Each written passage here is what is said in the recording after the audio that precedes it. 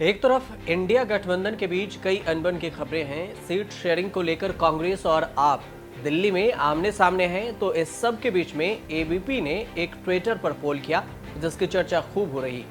ABP के जनता का पोल से सवाल पूछा गया कि क्या 2024 में इंडिया भारी होगा या एनडीए, कौन किस पर भारी होगा। इसके जवाब में लोगों ने पोल किया कि एनडीए को 35% लोगों ने कहा कि भारी है, वहीं इंडिया को 65% लोगों ने कहा कि ये इसके दबदबा ज्यादा रहेंगे। मतलब इस पोल में इंडिया को जबरदस्त जीत की बात कही गई है कि इंडिया को 65% लोग चाहते हैं, जबकि एनडीए के अब लोकप्रियता घट गई है और वो 35% हो गए। इस पोल के बाद लोग तरह तरह के कमेंट भी कर रहे हैं और कह रहे हैं कि पोल आप डर से डिलीट मत कीजिएगा। हालांकि जिस पोल के बाद से जवाब दिया गया कि नहीं, पोल डिलीट क्यों किया जाएगा।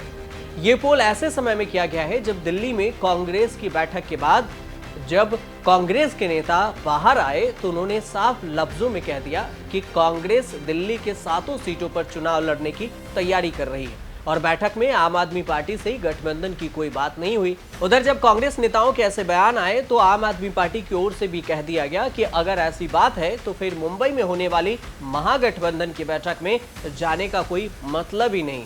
अब सवाल ये कि आम आदमी पार्टी क्या करेगी। कांग्रेस को मात देकर जो पार्टी अस्तित्व में आई, कांग्रेस के 2 मजबूत गढ़ दिल्ली और पंजाब को छीन लिया, उस पार्टी के साथ कांग्रेस कैसे सामंजस्य बैठाएगी, ये सबसे बड़ा सवाल है। लगभग 3 घंटे की मीटिंग में पूर्व कांग्रेस अध्यक्ष राहुल गांधी जी, खड़गे जी, केसी वेणुगोपाल जी और दीपक बावरिया जी रहे। 3 घंटे की मीटिंग शुरुआत हुई संगठन को लेकर कि संगठन कमजोरियां क्या हैं, उस पर कैसे काम किया जाए, सुझाव आए उसको कैसे हम मजबूत कर सकते हैं। दूसरा सुझाव ये आया कि लोकसभा 2024 की तैयारियां अब हमें करनी है। मकसद वही था।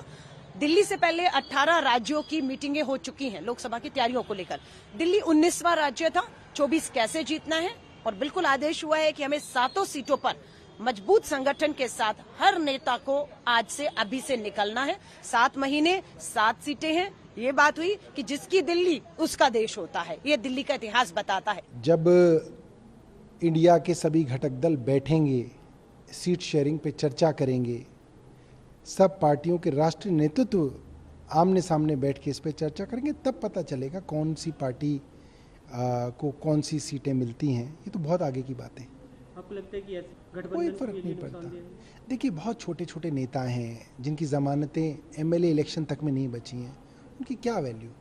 अनिल चौधरी और अलका लांबा ने बयान, दोनों की जमानत कहाँ बची, दोनों की ही नहीं बची। दोनों की मिला लो तो भी नहीं जीतेंगे। और आला कमान के साथ बैठक में दिल्ली कांग्रेस की ओर से दावा किया गया कि उन्हें बैठक में दिल्ली के 7 सीटों से चुनाव लड़ने की तैयारियों के लिए कहा गया है। कांग्रेस नेता अलका लांबा ने कहा कि 3 घंटे तक चली बैठक में राहुल गांधी, खड़गे जी, केसी वेणुगोपाल और दीपक बावरिया जी मौजूद थे।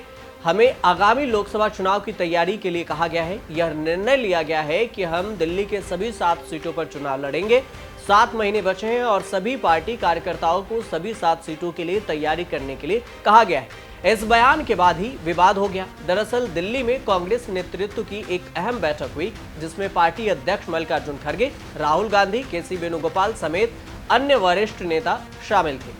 बैठक के बाद कांग्रेस नेता अनिल चौधरी ने कहा कि कांग्रेस पार्टी गठबंधन को मजबूत करके एकजुट होकर चुनाव लड़ेगी। हमने आम आदमी पार्टी की या गठबंधन की कोई चर्चा नहीं की। हमने पोल खोल यात्रा से लेकर एक कोशिश की है कि अरविंद केजरीवाल सरकार की नीतियों को एक्सपोज करेंगे। शराब घोटाले से लेकर तमाम कार्रवाई हम लोगों की शिकायतों पर हुई है और इस पर हम काम करेंगे। 2024 में हम चुनाव जीतेंगे और 2025 में अरविंद केजरीवाल दिल्ली के सीएम नहीं होंगे।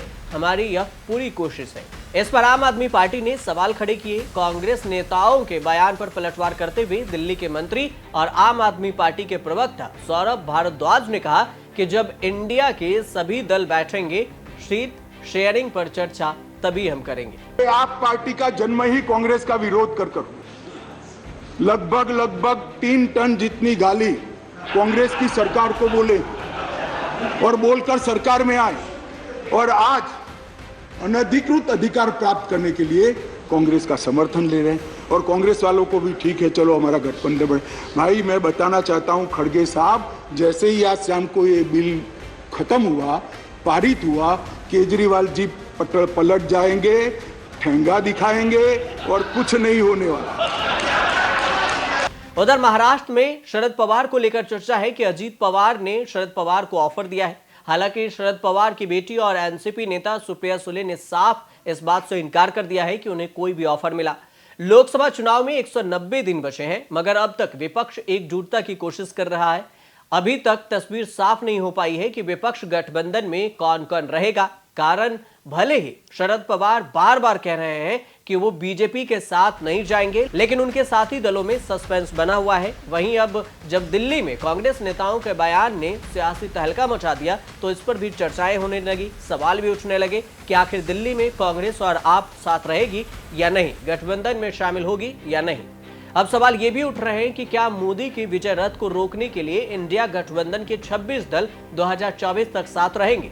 क्या ये दल पुरानी दुश्मनी भूल पाएंगे, अपनी क्षेत्रीय सियासत को दांव पर लगाएंगे? क्योंकि कई पार्टियों का अस्तित्व राज्यों में एक दूसरे के खिलाफत से चलता है और ये सवाल उस वक्त उठ रहा है जब आम आदमी पार्टी की इंडिया में एंट्री को लेकर कांग्रेस में मंथन चल रहा है। अब सवाल ये भी है कि आखिर इंडिया गठबंधन की तीसरी बैठक में क्या तस्वीर सामने आती है, क्योंकि महाराष्ट्र में एनसीपी, बंगाल में ममता के बाद दिल्ली में केजरीवाल के खिलाफ स्थानीय कांग्रेस का ये तीसरा मोर्चा है। आगामी 31 अगस्त और 1 सितंबर को गठबंधन में शामिल सभी पार्टियों की मीटिंग मुंबई में होनी है, जिसमें सीटों के शेयरिंग को लेकर और अन्य मुद्दों पर चर्चा हो सकती है।